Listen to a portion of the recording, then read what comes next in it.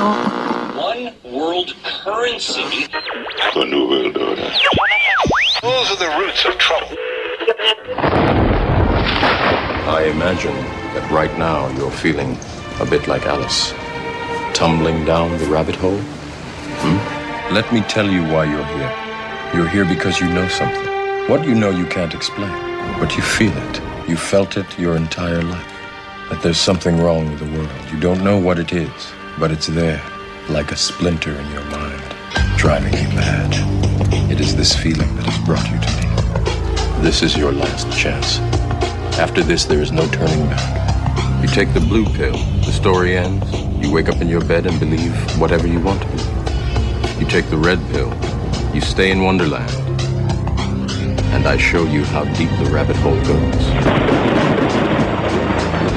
All I'm offering is the truth, nothing more. For we are opposed around the world by a monolithic and ruthless conspiracy that relies primarily on covert means for expanding its sphere of influence, on infiltration instead of invasion, on subversion instead of elections, on intimidation instead of free choice, on guerrillas by night instead of armies by day. It is a system which has conscripted vast human and material resources into the building of a tightly knit, highly efficient machine that combines military, diplomatic, intelligence, economic, scientific, and political operations. Its preparations are concealed, not published. Its mistakes are buried, not headlined.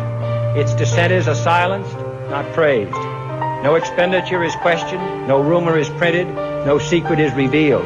But I am asking your help in the tremendous task of informing and alerting the American people. And now, welcome to another episode of Down the Rabbit Hole. Here's your host from federaljack.com. It's Popeye. Ladies and gentlemen, welcome to another live edition of Down the Rabbit Hole here on the Orion Talk Radio Network, oriontalkradio.com.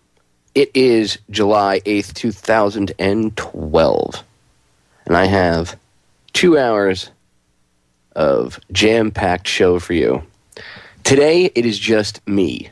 I've had a ton of guests on for the past few weeks, and there's a few things that I've been wanting to rip into, and I haven't had a chance to. So today, I decided to clear the schedule and make sure that I had time to go over a few things.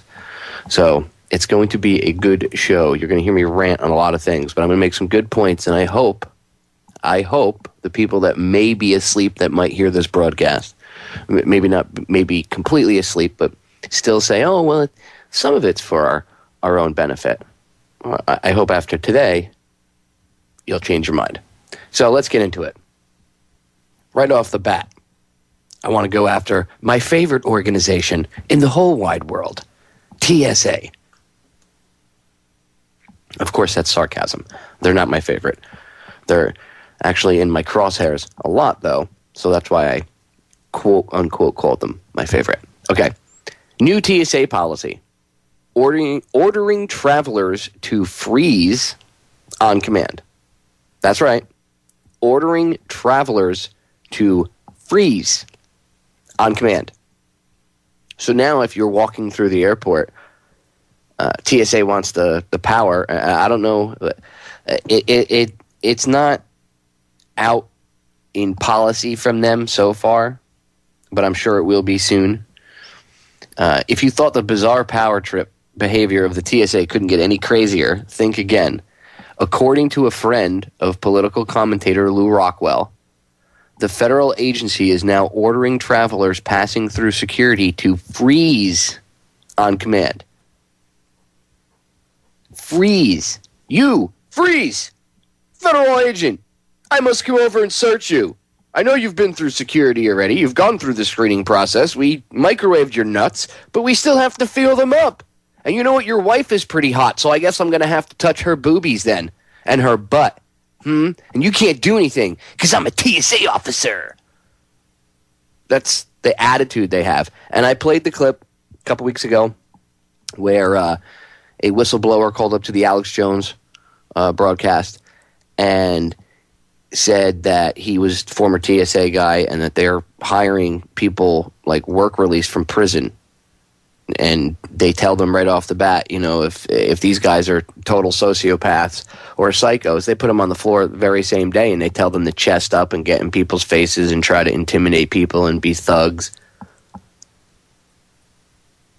So this is not new, but this is just verification of that. Freeze this. You guys can't see it, but I'm giving the finger to the screen. Freeze that, TSA. Okay? Freeze. This is just insane. 10 years ago, we were on a completely different planet than we are now. We didn't have to deal with this. This is just unbelievable. Unbelievable. And people nowadays walk around like it's okay. Oh, it's cool.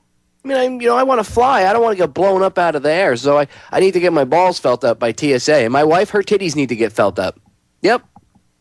Keeps us safe. Yeah, keeps you safe. What are you, a moron? How does it keep you safe? One thing TSA has not caught is a single terrorist. Since its birth, the one thing it hasn't caught, it's caught little old ladies, with maybe a fake boob because they had breast cancer, or what do you call it, colostomy bag. Little old men too, same thing. Maybe in a wheelchair. Maybe caught someone with trying to smuggle their fake leg because I don't know, they only have one good working leg. But they certainly haven't caught any real bad guys, have they? Maybe they caught somebody that was bringing drugs through an airport screening checkpoint. So they might catch somebody with some Xanax or maybe a little Coke on them or a couple joints. And you know what? I'm going to tell you what. If they catch someone with a little dime bag of Coke, they're not smuggling drugs, morons. That's personal use.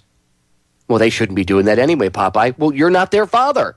And neither is the TSA. The TSA wasn't invented to tell people you shouldn't be smoking pot and doing cocaine. None of their business. They were formed to, quote unquote, prevent terrorist attacks. There's nothing more than security at the airport. This is like if you let a mall cop handle stuff. Same thing. Except now TSA is hiring these guys right out of prisons. They don't want the good people. They don't want the people that, when TSA first got formed, there was vets that went and worked for them and everything else. And a lot of these guys worked there for a few years. And then over the course of time, as it got worse there, they quit because they couldn't be a part of it. Or they got fired because there'd be questionnaires, asking, do you have a problem grabbing someone's genitals? Do you have a problem violating someone's civil rights or feeling up a 4-year-old little kid? No, I love it. Give me my $8 an hour and my costume and my plastic badge, and I'll go out there and I'll violate anybody's civil rights. That's what these people think. And to those of you that take the job, I don't want to hear, well, Popeye, the economy is rough. Yeah, the economy is rough. I'm broke, so is everybody else. You don't see me going out murder for hire jobs, right? You don't see me taking on assassination jobs, right? No. Why? Well, not only is it illegal, okay, but I don't have the right to take someone else's life like that. I sit down and think about the repercussions of my actions. These people don't care. I don't want to hear, oh, the money, I need the money, my family. Bullshit. Stop it. So it's okay for you to justify hurting somebody else or violating someone else's rights so that you can put food on your family's table. Well, what happens when somebody else who is getting in the exact same situation and getting orders to come get your family, what happens then? Oh, it's different. Oh, how is that different? How is that any different? It's not. And don't think it won't happen. Well, I'm a police officer. It won't happen to me. I'm a TSA agent. It won't happen to me. Research history. Look up the brown shirts. Look what happened to the SA. Okay, seriously, go look what happened to them. Go look up Hitler's SA, the brown shirts, and see what exactly happened to them. You see, they freaked out because they were thugs. The military didn't like them. The general said to Hitler, we'll go fight your wars for you because they certainly can't fight your wars. So we'll go fight your wars for you and win. but you need to get rid of them. And they did. Hitler got rid of them. He said, no problem. No loyalty. The very same people that brought him into power through physical force. I'm not talking about the people that financed him. I'm talking about the thugs that went out on the streets and rounded people up. Talk about irony.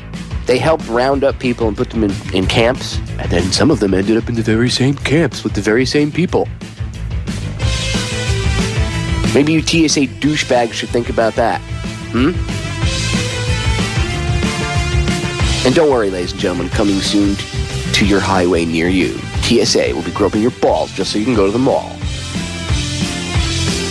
Disgusting. We'll be right back. The name of the game is control, and I refuse to give it to these scumbags. TSA. Ugh. Reminds me of that story I played the audio from, I think it was last week or a week and a half ago, where they spilled the guy's grandfather's ashes on the floor. I would have lost my shit. I would have. And yes, I'm in rare form, ladies and gentlemen, today. I don't care. I would have lost it. For real. I said this on air. A couple of years ago, I brought my mother's ashes. She died when she was 55. She was young. And she was born in Holland, and she hadn't gotten a chance to go back since she came here. So I took her back. And I took her ashes back to where she was born, and I spread them out. And before, in the planning stages of this, I had called before I had gone and actually gone to the airport. I must have called TSA and the airline about 18 times to double, triple, quadruple check that there'd be no issue with me carrying those ashes on board. Now, this is about 5 or 6 years ago now. So when I took her home, it was a little different. The people that they had running things, remember, I said a couple years ago, there were still some good people there. This craziness has ramped up since about 2008, and this goes back to when I took her over there. I think it was the end of 2006, beginning of 2007. So we hadn't gone down the crazy slide yet as much as we have. And they didn't screw with my mother's ashes at all. The guy was very polite. He put him through his little bomb detection machine. It didn't go off, obviously, because it was human remains. But he said, have a good flight. Thank you. Sorry about your loss. Very polite. Now, flash forward a couple of years, and you have this chick down here in a Florida airport sticking her finger in a container clearly marked human remains, which you are not supposed to put your fingers in and open. They have testing equipment that they could have tested it without opening it. They didn't open mine. I told the guy, don't open it because you'll spill her, and I'll be really pissed. It's exactly what I said to him. You can ask my wife. Do not spill my mother on the floor, is what I said to the guy. Matter-of-factly like that. And he said, no problem. He was very, very, very controlled, very good. Now, if I was in the same situation and this woman had opened my mother's ashes, I would have lost it right there. I would have gone to jail. I would have lost it. I always tell people it's good to stay in control because it's not worth getting put into their system. You're more effective and much better to people without getting arrested. You can make a bigger difference if you're out and free to do certain things and not being bogged down by legal fees and everything else. But there comes a certain time when you just gotta be a man and you gotta handle things. And I gotta tell you, in that situation, even if it was a female putting her finger in there, I would have grabbed her by her wrist. See, a guy I would have been a little more abrupt with. But the female, I still would have grabbed her by her wrist and pulled her hand out and told her, no, you don't touch that. I don't care if they're a TSA agent and they're wearing some friggin' costume. I don't care if you're a police officer, or if you're in the military, or you're in the government, or just because you have some title, it does not dictate you to have authority over me and that you can violate my human rights and my natural law. Here's a big flying F you to you, okay? That's the way that rolls. You don't have the right. Simple as that. I don't give a shit if some government agency or your boss told you have the right. You don't. You don't. People like you are just looking for an excuse to pick on other human beings because you feel like you're a loser yourself. And that's how you project it out onto others. You put on a little costume and you go around and you beat them up. Probably because you have a small penis or you got picked on when you were in high school. just irritates me. Real men don't have to act like that, okay? It's not how real men act. I was in the military. I worked for the Coast Guard. Not only are we a branch of the military, but we also do federal law enforcement. Unlike other branches of the military, we actually have arrest powers. Not just MPs, all Coast Guard. If you're operational, you're underway, you have arrest authority if you're out doing a patrol. That's what we do. Did you see me going around acting, beating civilians up? There are some coasties that do that crap. And to you guys, I say the same thing. You're scumbags too. Get off your power trip, jerk off. Anybody in a uniform that just totally disregards anybody's natural law, anybody's rights, civil rights, human rights. You're a jerk off. You're wearing a costume. You're one of us. What do you think because your boss is... I work for TSA. We're Department of Homeland Security. Who cares? Really? Who cares? You're proud to work for an organization that's full of power-tripping douches? Really? It shows you have no respect for yourself. None. None. I could have gotten jobs with federal law enforcement when I got out of the Guard. I actually almost got a job with a sheriff's department down here in Florida. You know why I didn't? Because that particular sheriff's department has we'll say a knack for brutality and a knack for just, buying into this whole police state thuggery business. And I couldn't be a part of that. I couldn't. I had the chance to be a police officer multiple times. I almost went to work for the New Jersey State Police. I didn't. I couldn't do it because I can't sit around writing tickets to somebody for nothing just to generate revenue. If I'm going to be a cop or a police officer, I'm going to go out and bust bad guys. Right? I'm going to solve crimes. I want to help people. I don't want to sit around being dick cop that writes tickets. Oh, there's Popeye, that cop. He's a dick. He's always sitting in that same spot giving tickets to little old ladies for going 2 miles over the speed limit. No, that ain't me. It's not. And unfortunately, I don't care if somebody's in law enforcement, your brother's a cop, your sister's a cop, whoever, a TSA, government agent, military, whatever. I don't want to hear defense of the things that they do when they violate someone's stuff. I don't want to hear, well, my brother. I don't care. Your brother's wrong. And if you support it, so are you. It could be your son, your brother, your uncle, your kid, whatever. Your daughter, your father, your mother, your nephew, your niece. I don't care what your relation is. If they're doing something wrong, you, as their family, ought to sit down and try to steer them in the right path.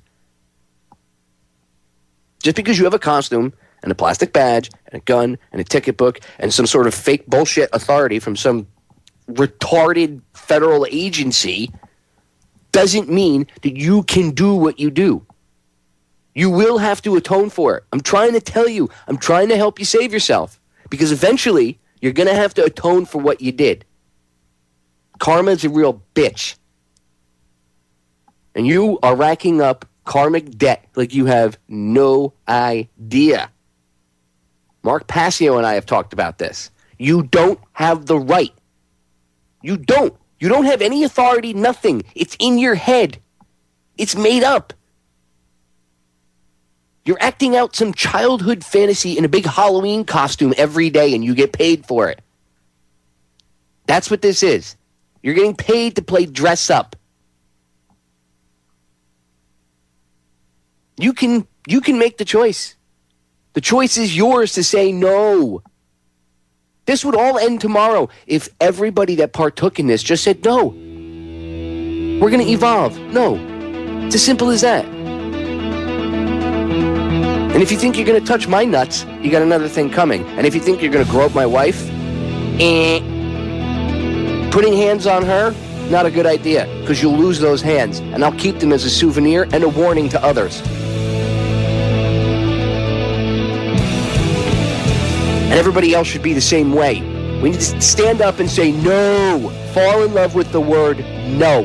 All right, I'm taking my sights off of the TSA dicks for the rest of the day. I've focused enough of my time on them and the police and these jackboots. I already told you how I felt. I'm sure some government agency or contractor, I know you guys admitted, the FBI, that you record all internet-based radio. So, by the way, since you're recording and you're listening, you could go to oriontalkradio.com, go to the chip-in button where the T-shirt is, chip in $20. We'll send you a free T-shirt. You can chip in more than $20. We'll send you a free T-shirt, and it's job security for you guys because, if we're not on air, then you won't really have anybody to record. So it's good for you. It's good for us. You keep us going. It gives you guys a reason for being because you really don't have lives or any other reason for being. So it would behoove you to actually help out the network. So RionTalkRadio.com, go to that chip-in button there, you Fed stooges, and help out. And we'll send you a free Orion Talk Radio T-shirt and a photocopy of our middle finger. Thank you. All right, there's a few things I want to get into now other than these dicks. Don't worry, I'm still fired up. We're going to move on. And this has nothing to do, I don't smoke cigarettes. I quit smoking cigarettes over, like 6.5 years ago now. Best decision I ever made, by the way. I'm so happy I did it. Anyway, this isn't because I used to be a smoker, but this pisses me off because actually my wife, who recently quit, she quit because of this. But this affected her, and I saw how I actually, saw how it affected the people that I knew that owned the shop. And it pissed me off a little bit. So I'm going to go off on this. I had to do a little investigation into this before I actually came on air and talked about it because I wasn't sure. And then it really was correct, and Obama signed it into law on Friday. So let me tell you what I'm talking about. Roll your own cigarette shops. I'm sure you have all seen them. Now, I'm not talking about a smoke shop where you go in and just buy your tobacco, like you would, like pipe tobacco, and you pick it up, and you go home, you get a rolling machine, and you get the box of tubes. You can still do that. I'm sure that'll be made illegal eventually, but you can still do that right now. But in the past few years, springing up all throughout the country, and not in every state, by the way. There's a few states that still don't have them. But they have these air and electric powered cigarette rolling machines, for lack of a better term. They're rolling machines. They're like a big cigarette rolling machine. You put your box of tubes in, you put the filters on them, you put the tobacco in the top, and the machine does it for you. It spits them out, and then you just pick them up and one by one and put them in the carton. And a carton like this usually runs between $23 and $28, depending on what state you're in. If there's depending on the state tax on the loose tobacco or whatever, but anywhere between $23 and $28, which compared to cigarette prices nowadays is about half of that. Now I think it's close to like $50 for a carton of cigarettes anywhere because of the amount of federal tax that the feds put on them a couple years ago. And of course, it's all for health, right? Because $1 of that has ever been spent on anything good. Not even $1, okay? All that money goes to fund things like, little excursions into other countries or putting money into people's pockets and everything else. That's what that goes to fund. Anyway, so these cigarette rolling places, what they started doing was roll your own cigarette places. And they had these machines, and you would go in. The guy that invented the machine was obviously some sort of engineering genius. I mean, he sat down, looked at a problem, came up with a solution to it, and it was working fine. And people were going and they were buying the cigarettes from these places, $28 a carton rather than 50-something bucks a carton. Well, it pissed off lawmakers. You want to know why it pissed off lawmakers? Of course it's for your health. Yeah, okay. No. It pissed off lawmakers because they weren't making any revenue on it. You see, they tax cigarettes differently than they tax loose tobacco. So, they can't, they we live in a bizarre world. They do anything they want now. But they didn't, I should say, put a higher tax on loose tobacco. What they did was put an amendment to, and I can't remember what the bill number or anything was, but it was hidden inside this highway bill, this transportation bill, whatever. And in there was an amendment to an older law that dealt with the cigarette companies about getting taxed and everything else. Well, this little amendment changed and said, because of this amendment, and Congress and Senate passed it, they said that now all these roll your own cigarette smoke shops, these machines are, if you have one of them, you're in the same category as Philip Morris or RJR Reynolds. So you literally are a cigarette company now, and you will get taxed just like they do, except they get waivers and they get benefits to, the taxes and this and that. If they pay a certain amount of taxes, and they get breaks here and they can hire more employees or whatever. Well, you don't get any of that.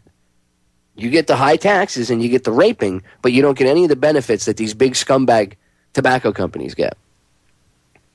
So now, as of Friday, these machines, if you have one, you're going to be treated just like Philip Morris would be.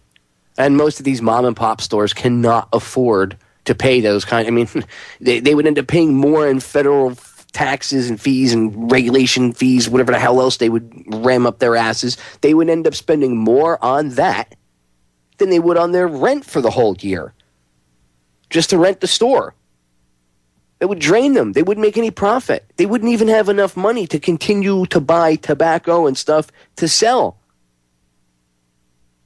So the vampire government, okay, they say, well, no, because people are buying all this stuff. We'll just charge the money. Yeah, we'll charge the money, and then they have to. Then we'll get more taxes, right? No, okay. You might think that's the thing, but if they were smart, they would look at it and realize by doing that, they're going to cause these shops to close down, and then that revenue won't be there.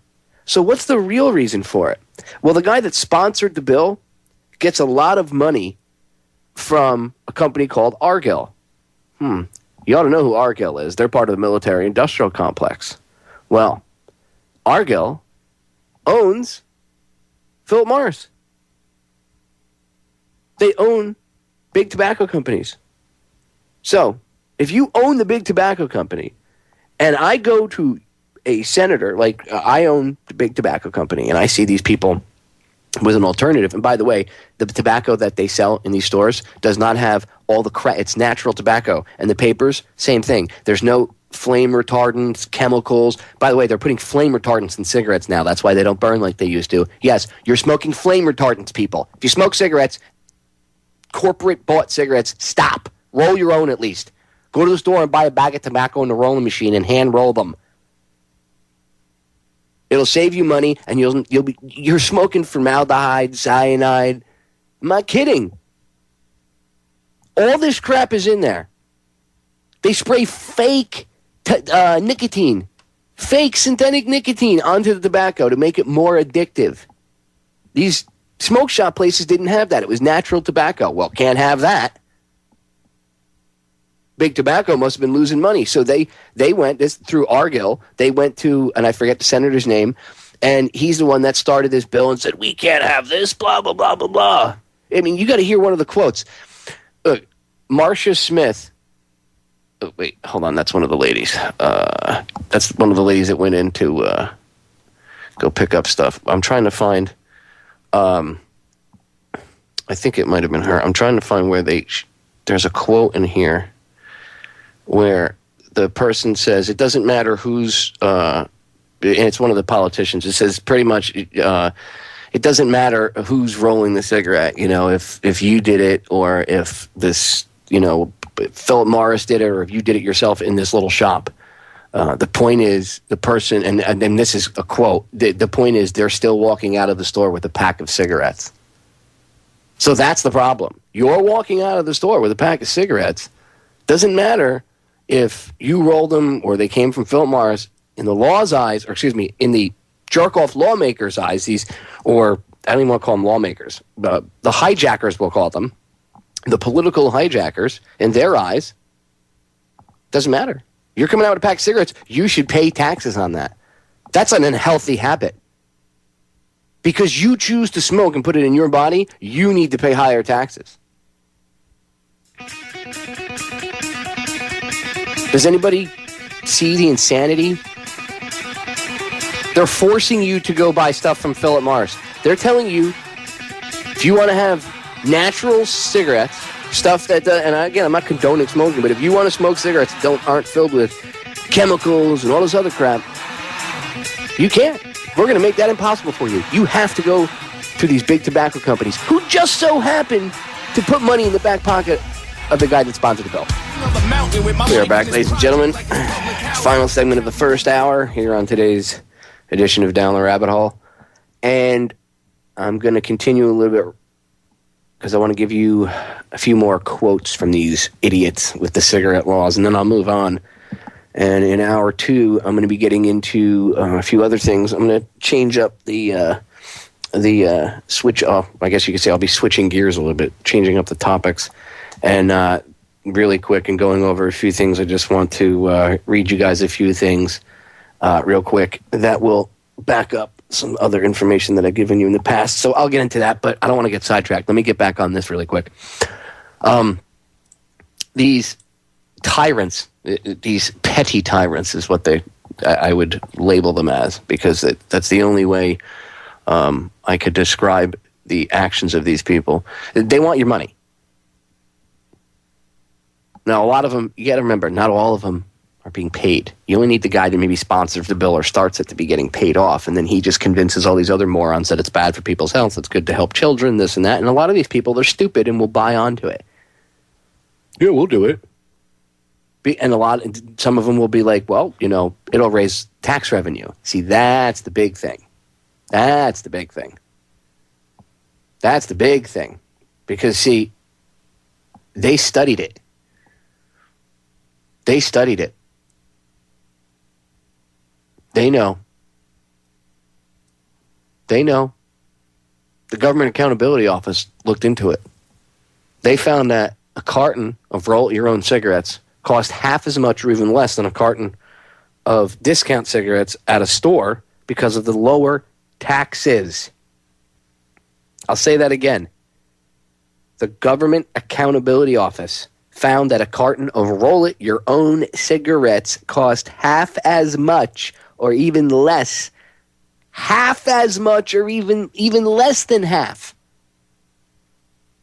Okay? Meaning it could almost be 3/4 less than a carton of discount cigarettes at a store. Like, hey, Marlboro's on sale this week. Only $48 for a carton. The Government Accountability Office found that cigarettes, a carton of smokes that you roll your own, cost at least half, if not more, less than a regular carton of cigarettes. And why? Bum, bum, bum, bum. Because of the taxes. It's not Philip Morris that's making all this money. These big cigarette companies aren't making tons and tons of money. Why do you think they have to go pay to have these roll-it-your-own places shut down? Competition. Can't have that. So you get big tobacco and these scumbag politicians working together. Each has their own goal. Each might have their own reason. They might even be two totally different reasons. The point is, the enemy of my enemy is my friend. The art of war. These people use it on us every day. Perfect example. Perfect example. And then, this is the quote I was trying to read you before I found it. Her name's Susan Hoffer, spokeswoman for the Illinois Department of Revenue. There you go, Ken. That should make you happy. Illinois Department of Revenue. Susan Hoffer. It doesn't matter where the cigarettes were rolled. It matters that you walk out of the store with a pack of cigarettes. You see? She's telling you it doesn't matter if you rolled them yourself. I don't care if you rolled it yourself. The fact that you walked out of the store with a pack of cigarettes, you need to be taxed. You're not paying the right amount of tax. I don't care if the company didn't do it for you. I don't care. You found a tax loophole. I can't rape you for your money. Can't have that. That's what she's saying in there. It doesn't matter that you rolled them your own. It matters that you walked out with a pack of cigarettes. By God, they're terrorists. They're rolling their own cigarettes. Call Homeland Security and a SWAT team. My God, man, have they gone mad? I mean, you politicians are just out of control. You blood-sucking, vampiric pieces of garbage. You are all out of control. All of you. Okay? Let's start. You want to solve problems? I'm going to give you some solutions. I'll finish up the last few minutes of this segment with solutions. You want solutions to things like this and these TSA schmucks? Okay? You want solutions? I'll give you friggin' solutions. First off, if you want to go and try to fix the system we have, okay, we'll go down that route first. Term limits. 4 years, 6 years max for like Congress. Maybe 6 to 8 years max for Congress and Senate. Maybe. But to sit and think about that one. No more continuous term limits. No more making, a living out of being a politician. See, that's the problem. Most of these politicians become career politicians. A lot of these, even on a local level, you get politicians in the county or the city, and they become, they get in there, and if there's no term limits, they'll stay in there forever because, hey, they like the power. They like the taste of it. They like the way, ooh, I love the way the power tastes. I love being able to tell people what to do. People get addicted to that. Term limits. There's a first step. Massive term limits. Take the money out of politics. There's another one. Somebody goes into politics and they get money. They get paid for doing it. It should be like $30,000 a year or $35,000 a year. Pay them to actually pay the sergeants more. Pay them if you want. Pay them like an E3 or an E4 in the military. And that's what they get for the year. I see PFCs, in the Marine Corps getting sent to get shot at. These guys are E3s. They're getting shot at, practically getting their head, E3s, E2s, getting their head blown up.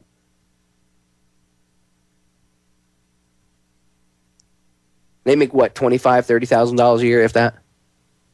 I think it's $24,000 or something like that a year you start off with as an E2 or an E3. Lowest rank. I mean, you could be an E1, but you're down there in the bottom rank, and yet you get the least amount of money, and you're the one doing all the work, getting shot at. So let's take a note from that. Let's take them, these politicians, and pay them the same as an E2 or an E3, but don't give them the combat pay or anything like that. Just give them the base salary, and that's what they get. I only make $30,000 a year. Most of these people in Congress and in the Senate are millionaires. They don't have the problems that you or I have. They don't worry about paying their mortgage, or they can't pay a dental bill because their kid can't go to the dentist, or you can't go to the dentist. They don't have that problem. We pay for their medical benefits. Let's take the money and the cushiness out of being a politician. Let's put it back to where it was. Your duty. When I was raised, I was taught by my father and my mother that it was my duty to give back to my community and help out in any way I could. When I was 18, the first thing I did on my 18th birthday, before I even went to work that day, was drop my application off at the firehouse in my town to be a firefighter. That's the first thing I did when I turned 18. And I was a volunteer firefighter for 6 years. I didn't get paid. I did it because it was the right thing to do. And that was the reward when I knew that I saved somebody, or that I was effective in some way in stopping a fire from completely gutting someone's house. That was the payoff. That was the reward. Doing the good deed was the reward itself. And that's the attitude we need to bring back. Because right now, everything is done for money. Everything's for profit. Everything. Nobody wants to help each other out. everything is about, I mean, it goes from politics to anything else. It branches out because everybody has to get paid to do stuff. Well, if we expect the politicians and we want government, and I'm doing air quotes, to work the way we want it to work, we have to put the example out there because they're not going to do it on their own. We can't bitch to them and expect them to get anything done. We need to change the way we think. And then in turn, once everybody starts thinking with some logic, it doesn't matter if there's 100 little tyrants standing there jumping up and down. There'll be hundreds of millions of us that are awake. It's as simple as that. We need to stop allowing this. TSA is groping people's nuts in the airport because we still allow it. We might bitch a little bit, but as a whole, as a society, we allow that. If we all just stood up and said, no, you're not going to do this anymore, you can aim all the guns at people you want. There's way more of us than there is of them. It's as simple as that. And to the dickheads in uniform, you better know who you should be defending. Pull your heads out of your butts and remember your oath to the Constitution and do the right thing. You think if you sell out to the dark side, they're going to take care of you? Go look at history. All right, ladies and gentlemen, we're going to break. We're back in a few minutes. Hour number 2 coming up. Don't go anywhere. Ladies and gentlemen, we are back with hour number 2 here on today's live edition of Down the Rabbit Hole. I am your host, Popeye, from federaljack.com. It is July 8th, 2012. And before I get into things, I want to remind everybody to stay tuned in tonight and hang out for Joe Joseph's show after my show from 7 to 9. And then make sure you tune in after Joe's show to listen to Ken from 9 to 11. But make sure you tune in to Joe's show specifically today, or I should say especially, because he's going to have Joe Bannister on, former IRS agent. Mr. Bannister is a really cool guy, and he's just a wealth of knowledge. And Joe's going to be picking his brain as to what's going on with, this Obamacare ruling and the IRS turning into a big SWAT team, or actually forming their own huge SWAT team now and everything else. So they're going to be getting into that. So it should be a really good show. Make sure you tune in for that. All right. I said I was going to be shifting gears a little bit. All right. I'm going to tell you a little bit about the newest screw-up by Big Pharma. And then I'm going to get into a few other things. But this is something that I want to cover. And it's kind of gotten brushed over.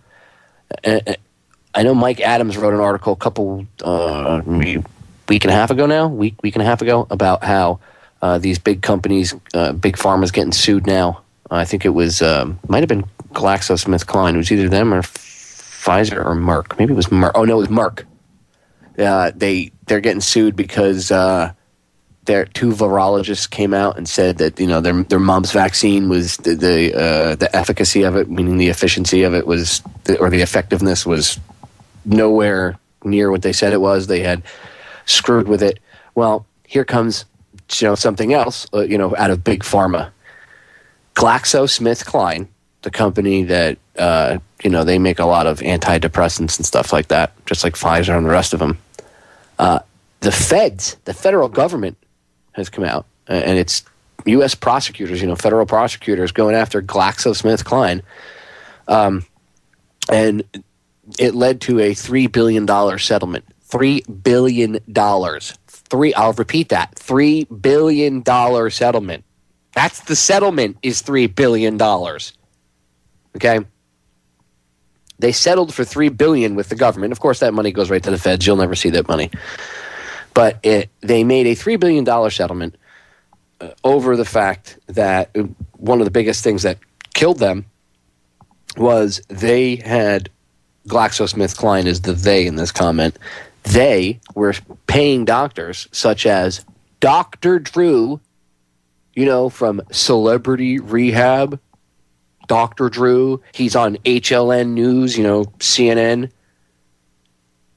And he's got a show. I think he even had a show. I don't know if it's still on, but he used to have a show on the CW, which was, it used to be WPIX back in the day, and then it changed over to the CW or whatever. But you have this paid talking head who's probably no more intelligent about anything than Dr. Phil. I mean, maybe Dr. Drew really is a real doctor, but he's still obviously just a talking head douche. He got paid. Listen to this. He got paid $275,000 over a 2-month period between March and April 1999 to deliver messages about Wellbutrin SR and tell people that it's not bad, it's good for you, maybe you should try it in his own little way. And and I'll quote, in settings where it did not appear that Dr. Pinsky was speaking. So, because Dr. Drew's name is Dr. Drew Pinsky. Okay, so you have the big pharma companies, in this case, Glaxo Smith Kline, and all these companies, by the way, are related to IG Farben. You should go look up IG Farben if you don't know what it was. But that's where all these huge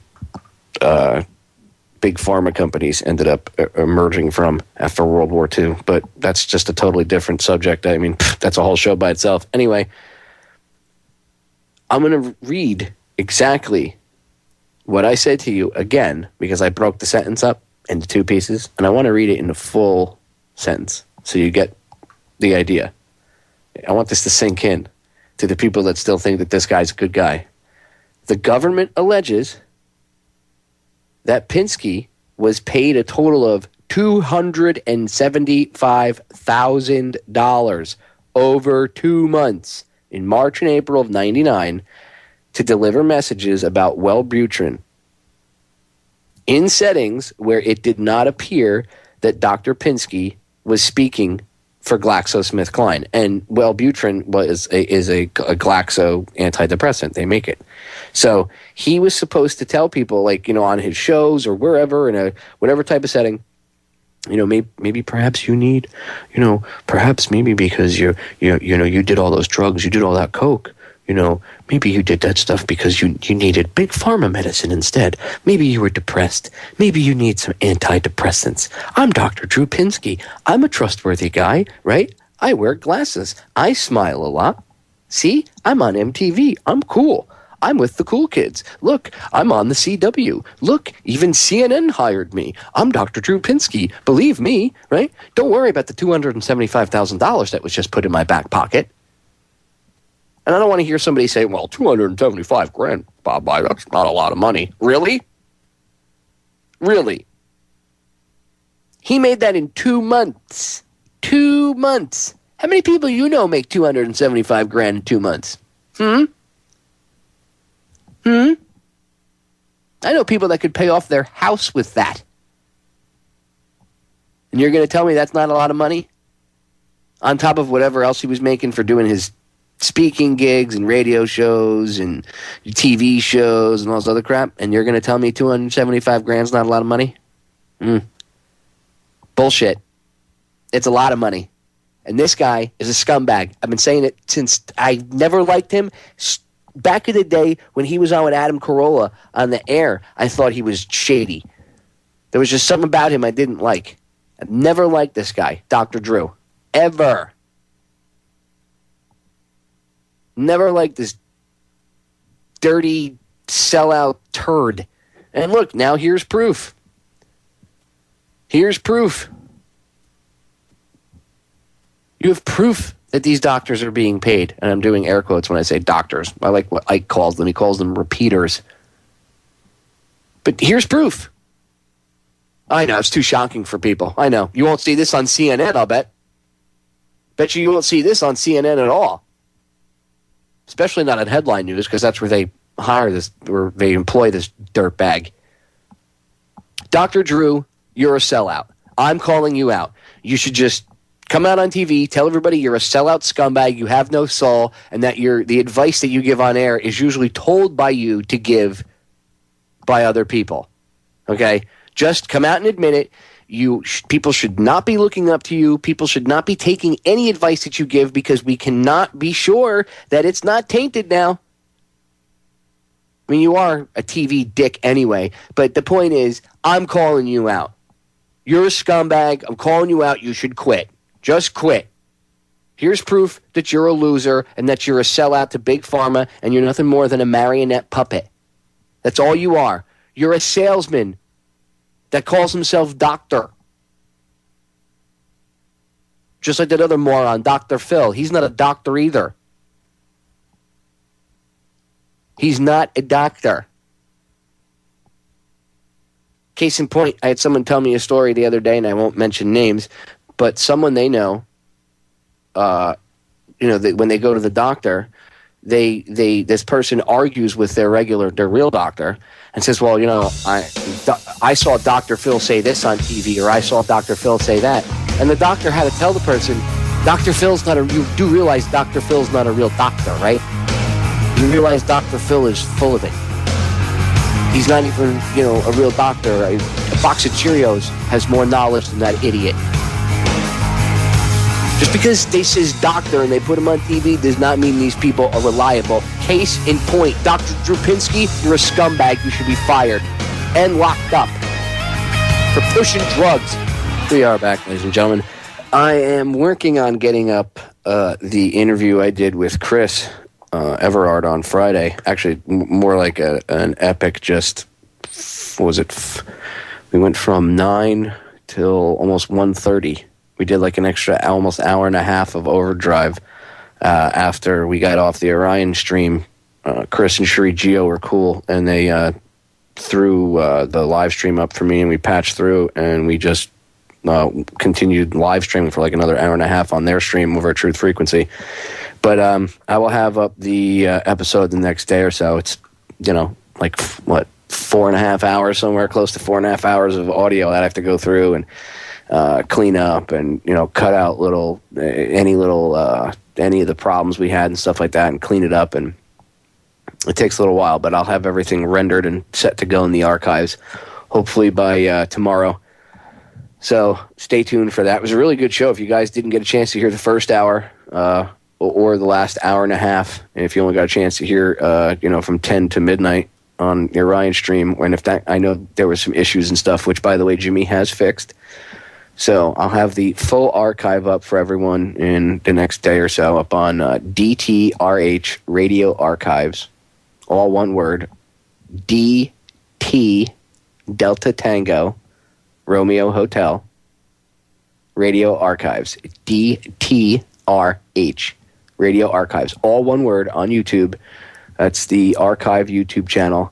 And just subscribe there, and you can go see the Charlotte Iserby show. And I actually just finished, before I came on air today, rendering all my older shows and getting them up there for everybody, so I'm caught up. The only thing I don't have up there right now is my interview Friday. And then I'm going to be rendering some other stuff, like I was on the First 52 with the guys from WKOA Live a couple weeks ago.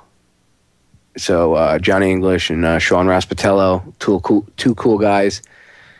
Going to render that, put that up. My interview with Joyce Riley, a few other things. I just haven't had a chance. Been, super busy, ladies and gentlemen. So just updating everybody. The archive page on Federal Jack will be updated with links to all the shows and stuff. And they will be up on the YouTube channel, so you guys can go listen to them. DTRH Radio Archives. Delta Tango Romeo Hotel Radio Archives. And by the way, when I give out the email address to talk to me, email me, whatever, I think people are confused because I get messages to the info at Federal Jack one saying, hey, I can't find DTRH@yahoo.com. Well, it's because I didn't give that email address out. The email address is contact DTRH@yahoo.com. And I think when I give out the email address, people are thinking that when I'm saying the word contact, I'm saying contact me at... No. The email address, the full email address is the word contact DTRH, which stands for contact down the rabbit hole. So contact, the full word, DTRH@yahoo.com. One more time. the word contact, the full word, DTRH at yahoo.com. And feel free to send me emails, comments, questions. If you have any news tips or anything, send them there. All right. I want to read something for you. I read this actually when I was on the First 52 over on WKOA a couple weeks ago. I read this for them. And I had bookmarked it to read it for you guys, but I've been so busy with guests and stuff, I haven't had a chance. So I'm going to read this for you guys. It's a little, about a paragraph and a half from one of Ike's books called The Biggest Secret. It's right off of page 215, and it talks about the Rothschilds in here, and he's talking about the Rothschild family.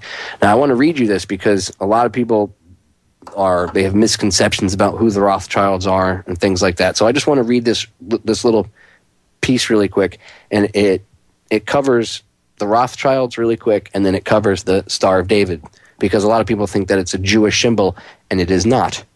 And actually, if you look at the Star of David, it's two pyramids. It's one upright and then the other one inverted, as above, so below.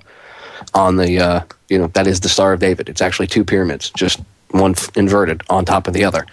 So if you research about it, you'll find out that that image was used by King Solomon to control demonic forces, or that's what is written down that he did. He used this. The symbol is a seal, and they used it as a way to. He used it as a way to control these different demons that he had do things for him. And this is all. I mean, you can go back and research this. This is what you'll find. So I'm just going to read this for you really quick. And I know, again, this is completely, shifting gears for me, going off and everything else. But you know me, first of all, I don't do the hot-headed and this, screaming, pumping fear thing. When I go off because I tear it apart, But I wanted to read this really quick before I forgot. All right. So the Rothschild banking dynasty was created by Mayer Amschel Bauer. Their real last name was Bauer. I've said this before, B-A-U-E-R. Interesting that the hero's name in 24 was Bauer, Jack Bauer. The families changed their names to hide their origins, and they used the creation of titles to, I'm Count whoever. And they could just make it up, and if people say, oh, yeah, he's Count whatever, or Duke whatever. Bauer changed his name to Rothschild, which came from the Red Shield. Rothschild in German. And I'm probably pronouncing the second part wrong, but whatever. In Rothschild or literally means Red Shield, and that was their family crest. So, he says he changed his name, and he changed it to the Red Shield, or Rothschild, and he got the name from that, which it was on a red shield that hung over the door, and on his house in Frankfurt. Red has been the color symbolizing revolution since the ancient origins of the Brotherhood, which is why the Russian revolutionaries were called the Reds, because the Reds were controlled, via the Rothschilds through the Rockefellers.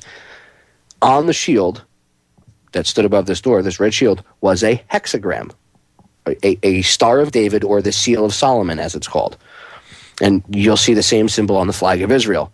People think it's a Jewish symbol because of its name and use, but this is nonsense. One was found on the floor of a 1,200-year-old Muslim mosque, which stood on the site of present-day Tel Aviv.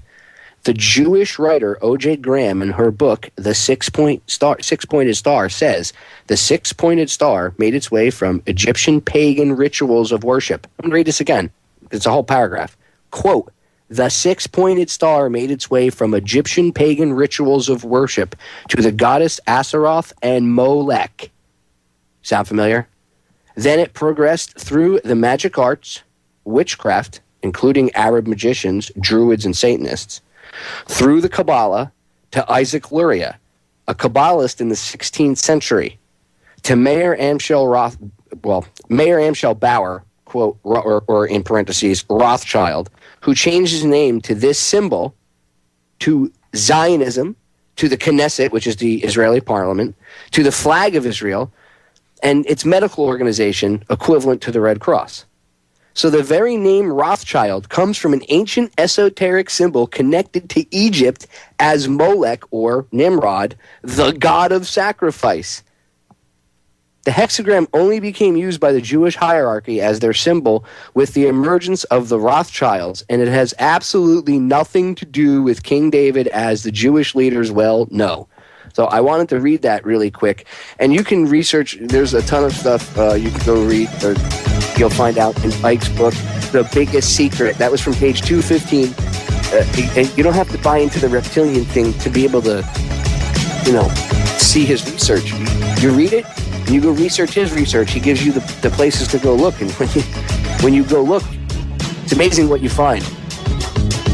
Like I said, that symbol was used by Solomon, at least according to some historical documents and research I've done. Go check it out. We'll be right back. And we're back, ladies and gentlemen. And I thought you'd find this interesting, considering, all the stuff I've talked about. We know that these people are psychos. We know they're nuts.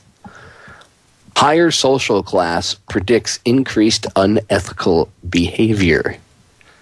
It's from the Proceedings of the National Academy of Sciences of the United States of America. And I reposted it on federaljack.com.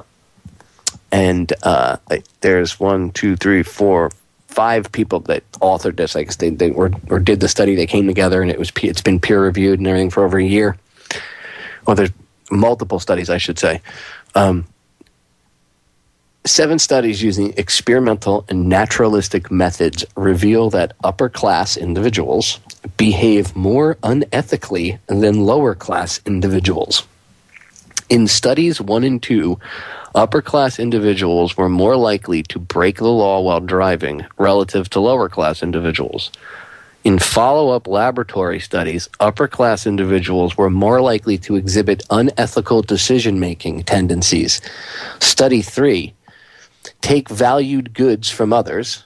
Study 4, lie during a negotiation. That came out during Study 5. Cheat to increase their chances of winning a prize. They found that during Study 6. And endorse unethical behavior at work. Study number 7. Then were lower class individuals. Now I'm going to read that again without me breaking in and saying which study where they were from, so you can hear it in a full, complete sentence without me interrupting it with that. In follow-up laboratory studies, upper-class individuals were more likely to exhibit unethical decision-making tendencies, take valued goods from others, lie in a negotiation, cheat to increase their chances of winning a prize, and endorse unethical behavior at work than were lower-class individuals. Mediator and moderator data demonstrated that upper-class individuals' unethical tendencies are accounted for in part by their more favorable attitudes toward greed. Isn't that interesting? So the people that are obviously, according to the study, the people that are more likely to do unethical things or unmoral things are, quote-unquote, people in a higher class, a higher social class. So these people that call themselves elites, these thugs that walk around acting all prim and proper, and some of these douchebags have bathrooms made of pure gold and stuff like that.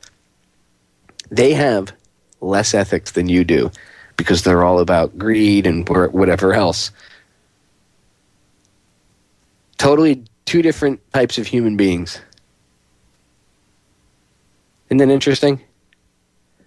But yet, we're supposed to let these people tell us what to do. We're supposed to vote these people in. I mean, look, Mitt Romney, after all, right? He's a great guy. Or Barack Obama. They're these blue bloods, these elitists. They're so awesome. Maybe not. Maybe they don't know better. See, I know they don't know better. But a lot of people still buy into that. Maybe this study will help them realize it. 7 different studies they did. 7 different studies. I'll read that last part again because it's very telling. In follow-up laboratory studies, upper-class individuals were more likely to exhibit unethical decision-making tendencies, take valued goods from others, stealing, lie in a negotiation, cheat to increase their chances of winning a prize, and endorse unethical behavior at work than were lower-class individuals. The data demonstrated that upper-class individuals' unethical tendencies are accounted for in part by their more favorable attitudes toward greed. Very telling. Very, very telling. But they know better than us. I mean, come on. They're in a higher class. Of course they should rule us. See, this is the biggest ruse pulled over on people. Because someone's in a different social class than you, they're better than you? No. Usually people with obscene amounts of money are nuts. They're insane.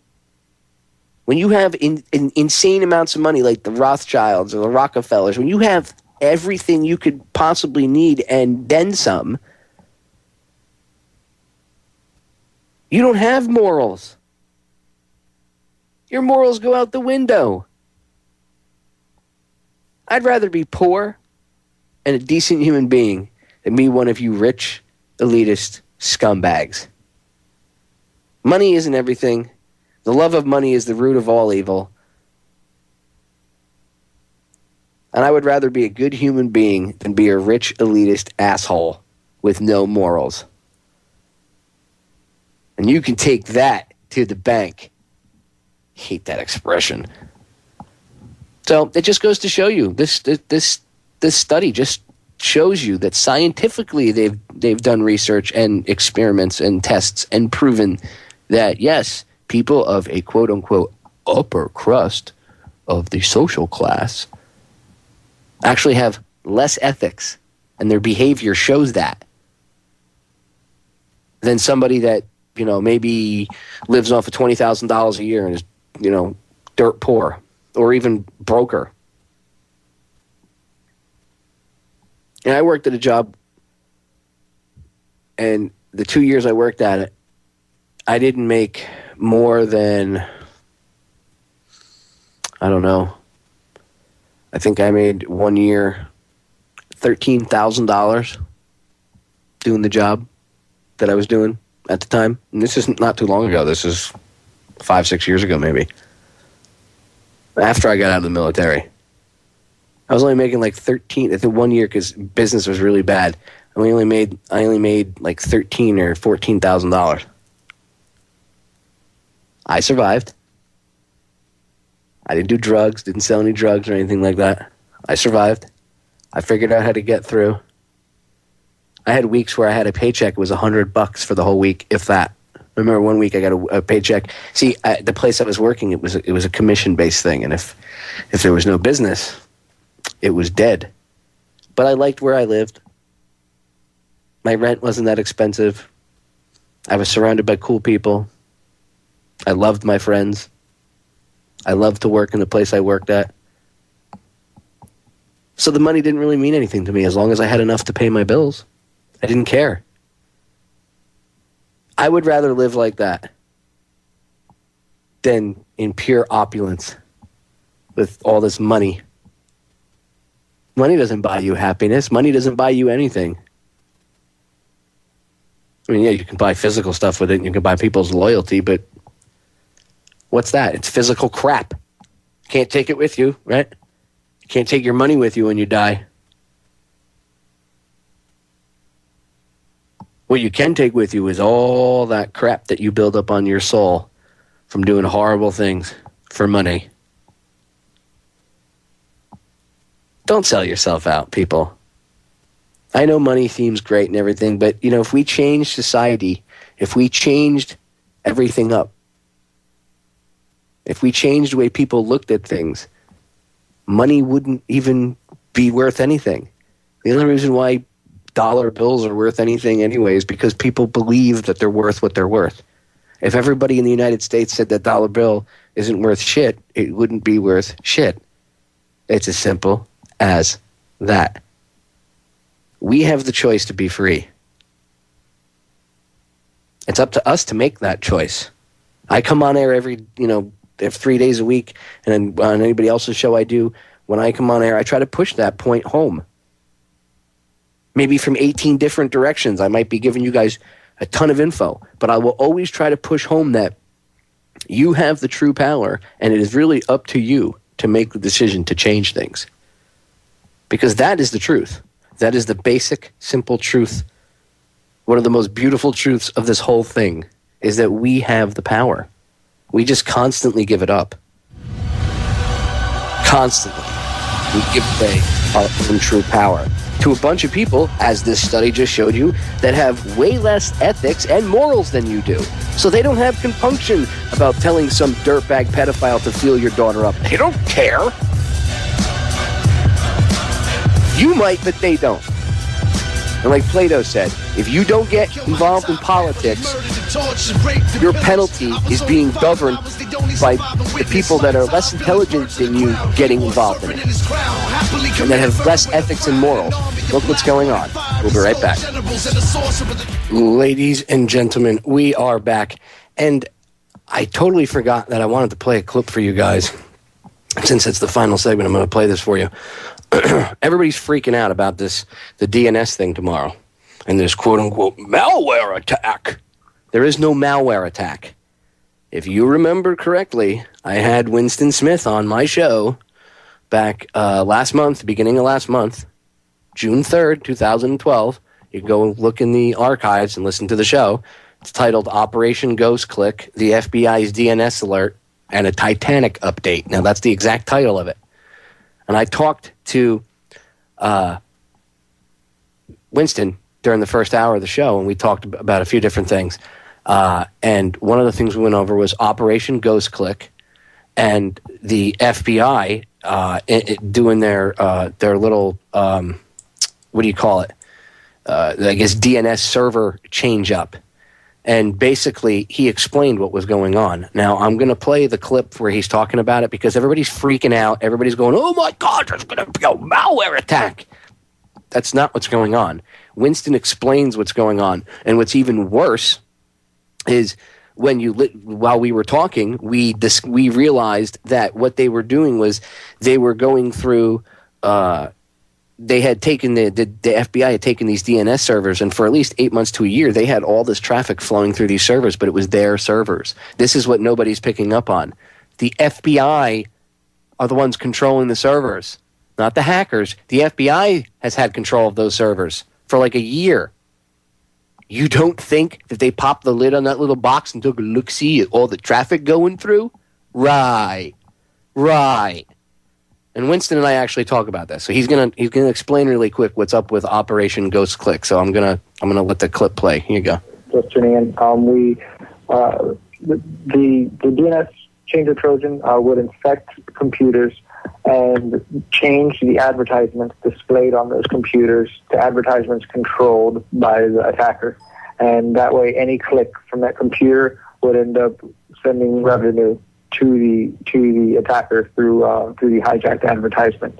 And the FBI got involved because it was considered a crime to translate code that will infect a computer, and also they consider it theft from the legitimate advertisements of the legitimate advertisers who had actually been paying for ad space on these websites that were having their space hijacked.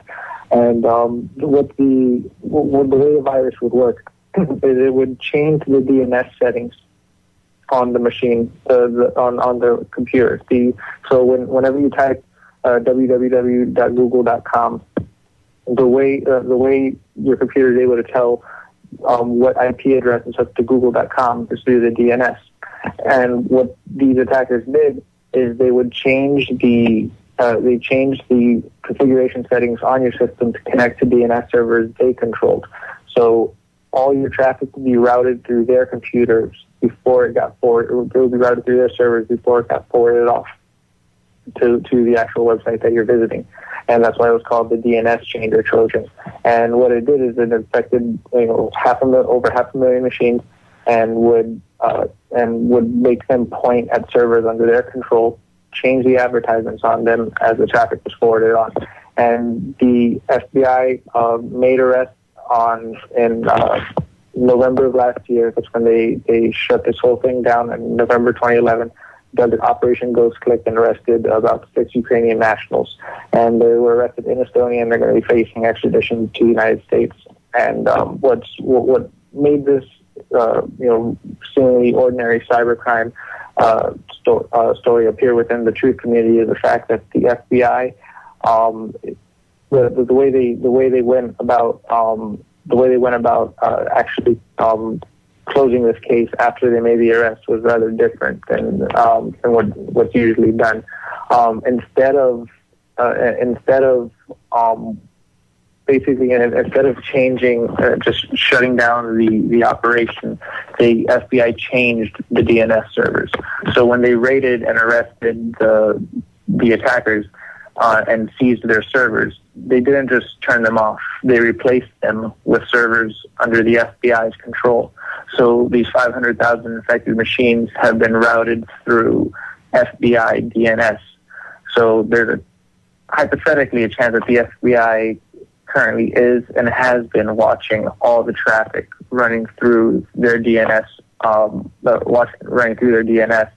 And that's not really the concern that's being floated. It should be floated now. But what's been being floated is that after July 9th, these infected users are going to have their internet taken away. But all that means is that the FBI is just going to pull the plug on their servers that they've been running since they replaced them. It's a temporary operation. They just wanted to make their arrest and kind of have so they say, a smooth transition, so that there's no disruption. And then they've been doing this media blitz, informing everyone through things like Google, like, hey, you're infected, you're connecting to these dirty servers. Just want to let you know you need to clean your computer up because you're infected. So there's the public face of it is that they switched it out to inform the users that they've been infected and to help them clean their machines. And it's very, they're doing a good deed by doing this. But on the flip side, you have over 500,000 machines that's traffic's being pumped through servers under the control of the FBI. I'm sure they're doing more with that data than just warning users about it. Dude, come on. You think the FBI is going to have all that internet traffic being directed to their servers and they're not going to open the lid and take a look at where it's going and who's doing what? Yeah, okay. Yeah, and you can, for anyone who's listening, I'm going to post a link into the chat room. I'll read it out I'll read it out loud to those who are in the chat room. But you can go to www.fbi.gov/news/stories/2011/malware_110911, and that will, I'm going to post it into the chat now as well. And what that will do is that shows the actual flow chart and how the FBI is made their public press release on to what their campaign is, and explains how DNS, legitimate DNS, works versus the infected DNS, and how they've made partnerships with different agencies all over the place to be able to fix this problem, and how they're doing it to help you.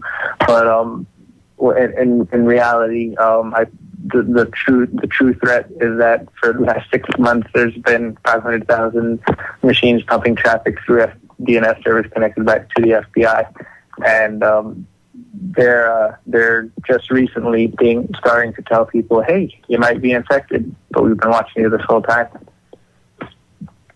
Now, there you go. Now, you can listen to the whole show over in the archives. It's from June 3rd, 2012, a month ago. It's titled Operation Ghost Click, the FBI's DNS Alert, and a Titanic Update. So go check it out. It's from June 3rd, 2012. And all you really have to remember is June 3rd, 2012, Operation Ghost Click. And you'll be able to find the show real easily. Just go to the archive page, click on it, and listen to it. But that was the audio of Winston talking about the meat and potatoes. And we got into it a little bit more. And he even says, look, when I originally came on today, I didn't even think about that. I came on to try to, calm everybody's fears about this whole DNS thing, because that's why I had called him a couple days prior. And he said, yeah, I'll come on, and I think it would be good to, get the real issue of what's going on. During the conversation, during the break, and we say it on air, I made a comment to him. I said, think about this. All that traffic's been going through FBI servers. And he goes, yeah. I said, all that traffic's been going through FBI servers. And all of a sudden, the light bulb came on. And he says it on air. When I first came on, I was just going to tell everybody the reality of what was going on. But then while we were talking, he realized that all of this traffic was going through FBI servers for like 6 to 8 months, if not longer. Servers controlled by the FBI. They weren't these hacker servers that the FBI took over. I told you. They removed them and put their own servers in their place. You're going to tell me you don't think that they monitored any of that traffic during that time period? Right. If you believe that, then I have a bridge in Brooklyn that I'd like to sell you. I own it outright. Trust me. I also own 2 baseball teams in New York. Would you like to buy them? I own the Mets and the Yankees. I know it sounds crazy, but hey, trust me. I'm from your government, and I'm here to help you. I mean, for real. The FBI does not have your best interest at heart, at all. At all, by any means. Federal Bureau of Intimidation, not investigation. It should just be called the FBT, the Federal Bureau of Thuggery. Hello, ma'am. We're from the FBT, Federal Bureau of Thuggery. We're here to rough you up, scare you, try to put fear into you. Yes, the FBT, the Federal Bureau of Thuggery. Time to stand up, ladies and gentlemen. Fall in love with the word no. No, I will not comply. No, I will not acquiesce. And no, I will not lick your boots. This is Sparta! It is time to stand up and do the right thing. And with that, I am out. Ladies and gentlemen, I love you all. Thank you for listening. Make sure to stay tuned for Joe's show. He's got Joe Bannister coming up, and I will be on as a guest on Ken's show tonight from 9 to 11, so tune in. Till then, I'm out. Love you all. And remember, no fear, only love.